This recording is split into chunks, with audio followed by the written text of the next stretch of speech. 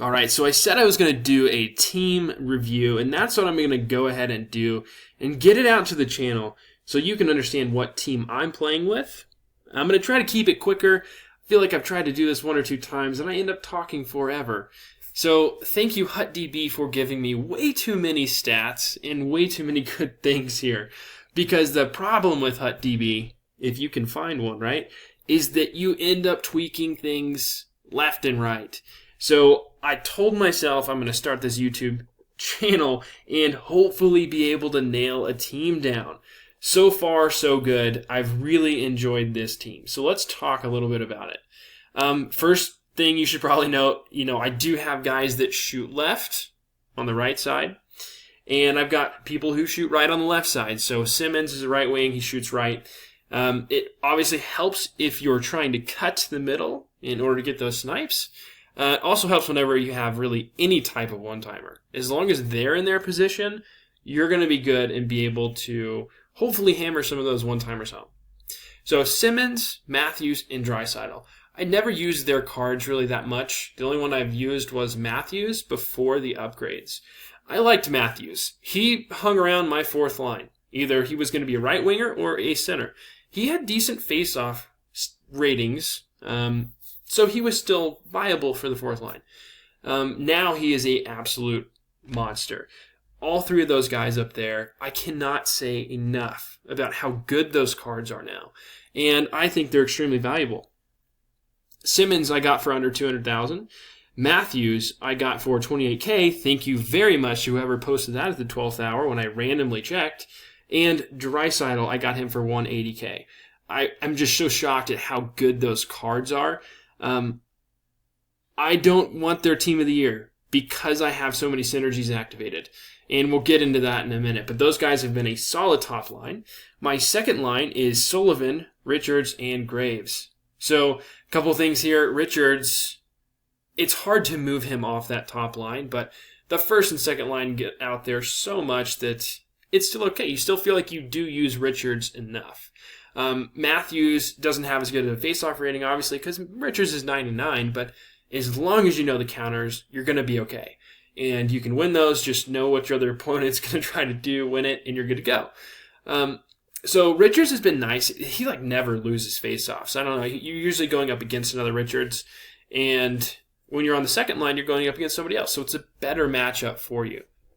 So I've got Sullivan. Great card. If you haven't used Sullivan, he's pretty cheap right now. I'd say about $100K. And Graves, who I got for $70K. I mean, he's not that much either. Awesome card, especially with speed activated on both of these guys. So that +2 to acceleration, agility, and speed really comes into play. So I like having speedy guys on my team. As you can see when we go through this, most of my guys are very fast. My average speed is 98 on this team. So my third line, I've got Sittler centering Linden and Taylor Hall. Taylor Hall, after the Team of the Year upgrade, was really hard to keep him off the second line. The only reason why I'm doing that is because his endurance is lower at 85. It gets bumped up when you have cycle game turned on, but it still was enough to keep him down there for me. So Sittler's decent on faceoffs. Again, he's not as good as Linden, but I find making sure you have right shots on the left and left shots on the right is more important than having a better face-off rating. So on my fourth line, this is all about speed. Hagelin, Brind'Amour, and Nyquist. Brind'Amour's not the quickest guy out there, but when he has speed and team wheel on, that's a +5 to speed right there. As well as agility, for example, and acceleration. So he's still a pretty quick guy. He feels so much better when you have speed turned on, or speedsters turned on. Hagelin is a 98 pretty much in skating. Then when that comes to acceleration, agility, and speed, he is a monster when it comes to turning on the jets. Him and Nyquist get so many breakaways for me. And that's the reason why they're there. Now, if you did note there, I'm a bit of a hypocrite, right? Because Hagelin is a left shot. Hagelin does not have the best shooting sets. I mean, he's probably a 90 for wrist shot and wrist shot accuracy and power. So I don't cut to the middle and try to snipe with him as much. I try to get those breakaways. I try to get around those D-men. So that's why I set my fourth lineup that way over putting somebody else there. And he also has that 2-team wheel for team synergy, which really helps out. So I've got PK Subban, the Team of the Year card. I'm sure you saw on the right. He has been awesome. He's so quick, and that's what I've noticed about these Team of the Year cards. Like, I was looking at PK, I was looking at Byfuglien, and Ekblad. And I chose Subban and Ekblad because of how quick they are. They're still pretty big. They're not Byfuglien. You're not going to, murder people on the ice out there with them, but they still get the job done. They're super quick, and that's what I like focusing on as well. So, my left side is very, very quick overall. Redden isn't the quickest guy you're going to find out there. Let's just be honest, he's not the quickest, but he is still a really good shot. So I like pairing up somebody who is super quick with somebody with a great shot as well. So that's my top line. They've been great so far. Him and Wilson, I could trade them intermittently if I wanted to. I feel like I like Blake and Wilson together. I've had them together for a long time. I feel like since I've really started playing, I've always had these two cards. So I'm really comfortable with those two. And I don't know what you want me to say about Blake that hasn't already been said. Blake is one of the best right-handed defensemen you can get out there. I could put him on offense and I would feel comfortable. He is so good. He's so huge. He's like a wrecking crew all in of itself. So you've got him and Wilson. You have Ekblad and Smith. Ekblad has really been trying to fight Blake for that second spot. Ekblad has been amazing. And every one of his synergies is activated that you see there. So he is super quick. Okay, and he's also a heavy hitter as well. So he gets the job done. And I may be bumping him up there. We'll see what happens. And as many people probably have tried this out before, I've got Smith on the right side on defense. I think he should have been a defenseman. That's where his stats are. He's not the quickest player. If you look at just the overall stats on the card and you don't look at anything else, it still looks like it, right? 90 overall skating. He's not the quickest. But again, he's paired up with Ekblad, who is super quick with all of his synergies activated. And the situation I'm worried about. I have Kolzig and Smith. I have to play extremely cautious defense because I have Kolzig in there. I don't know what your opinion of Kolzig is, but if I was going to rank him from those hero goalies, it would be Hextall, Giguere, and then Kolzig. I love Hextall, but his team synergies just don't... It just didn't work. I wanted to get one-timer and cycle game activated, so I went ahead and got Kolzig. He's undefeated so far. He's let 2 goals in over 10, 11 games, but that's because we're in the lower divisions right now, working our way up. He's still a good card. I mean, I used him earlier, but I felt like that player update or update, whatever they did 2 updates ago, kind of messed up the goalies. It feels like he's just so weak. So I've got Kolzig, I got Mike Smith. I took a crap on Kolzig there. Maybe in 100 games I'll have a different opinion. I don't know. It's hard to tell when you're not in the top divisions. So anyways, back to Mike Smith. You have him because he gives you +4 to long-range bombers. That's huge.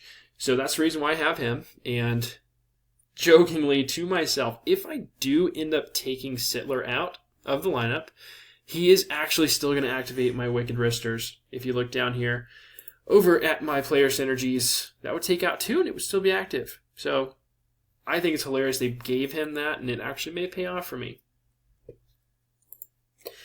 Look at me, already talking about changing my team. I should not be doing this. I'm going to stick with these guys. My team synergies are amazing, right? So we can talk about those: one-timer efficiency, cycle game. And I think what I like about cycle game is the agility and endurance factor. I can get that top line out there quicker when I have this on. And long-range bombers, of course, everybody's probably used this by now. It's one of those Series 1 synergies and is really good. I like taking D to D one-timers, just like the next guy. And having this on gives me a little bit more confidence in it. You know, along with the hand-eye passing, as well as slap shot power, it really helps out. When you have those 2 on, you're not going to whiff on too many one-timers. Of course, you're going to see a couple goals scored on me because of that. I hate it when that happens. I've broken controllers because of that already this year. Team wheel, of course, everybody has team wheel on. I have Hagelin, Nyquist, Linden, and I have Fiddler as my coach. So I do have that activated. Team shot blocking. Seriously, the +4 agility and the balance is huge for me. That was a big difference whenever I started to get up to the top divisions, was that agility really came into play where I was quicker, I could turn faster, and was able to get to the puck, I felt like, quicker by having this on. So it's been on ever since I figured it out. I've got It's a Trap on to help me with some defense. And my favorite synergy I've been using is Wrecking Crew. I love the +3 acceleration.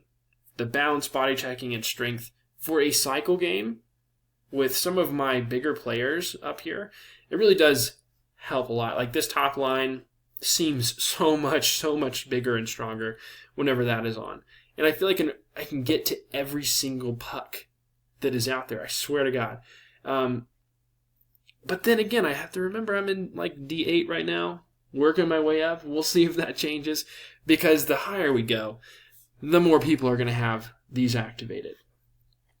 I've used X-Ray, and it was really fun. I'm not going to turn that back on. I'm going to leave it off, and if I'm struggling with this team, I don't know if it's because either I'm just not a good enough player or I need some better accuracy. We're going to see. That's a pretty controversial one in my opinion. A lot of people are crazy about it. As long as you can cycle the game and still get those one times, you're not going to have to rely on sniping every single shot. So it just depends on how you play. I definitely do more of a cycle game, couple of D-to-D one-timers in there, and really look for the cross-crease pass on the player you hate to play against, I guess, because I do take a long time to get my shots off. Anyways, that's kind of my team. We can check out the team stats real quick. Almost 94 overall. But I just want to take a look at our shooting and our skating stats. So the slap shot power, it's 101. It's off the charts. My wrist shot accuracy and power are 95s, which if that's my average for a card, I'm happy. I would say the guys on the bottom of that fourth line are really dragging that down. So those top three lines have really good stats. A couple of guys with wicked wristers turned on just make them insane. And lastly, my favorite stat category to look at would be skating. I've got 101 acceleration, 104 agility, 101 balance, endurance is 95, and speed is 98. My game is all about speed, getting into the zone. Even if you're playing the trap, I feel like I can still get around you pretty easily. So that is my team. Let me know if you have any comments or suggestions down below. If you enjoy these, please feel free to subscribe. I'm just doing this for fun, and if you find this entertaining, great. If you have some questions for me, especially on the players that I have below, let me know. You drop a comment, ask for a review, and I'll make that for you. Anyways, I will talk to you guys later. I hope you enjoyed this video and now understand how I built my team.